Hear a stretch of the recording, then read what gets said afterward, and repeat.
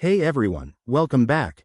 In today's video, we're tackling how to create a drop-down list in Google Sheets for 2025. This is a game changer for anyone dealing with data entry, as it helps minimize errors and keeps your spreadsheets neat and professional. Whether you're a student tracking assignments or a business pro managing inventories, this feature is incredibly useful. Let's dive right in. First, open Google Sheets and head to your spreadsheet. Click on the cell where you want the drop-down list to appear. For example, if you're making a to-do list, select the cell for task categories. Next, go to the top menu and click on Data, then select Data Validation. A dialog box will pop up. Don't worry, it's straightforward. Under the Criteria section, you'll see options like List of Items or List from a Range.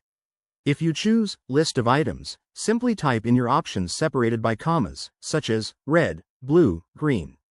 If your options are already in another part of your sheet, select List from a Range, and specify the cell range, like A1, A3. You can also customize settings, such as adding a rule for invalid inputs to show a warning or reject entries altogether. This ensures your data stays accurate. Once you're all set, hit Save. Now, when you click on that cell, your drop-down list will appear. Test it out by selecting an option. A quick pro tip. If you need to edit or delete the list later, just revisit Data Validation from the menu. It's that easy. And there you have it. You've just created a drop-down list in Google Sheets. This 2025 update keeps things simple and efficient. Try it in your next project, and if you have questions, drop them in the comments below.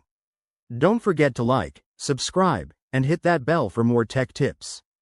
Thanks for watching, and see you in the next one.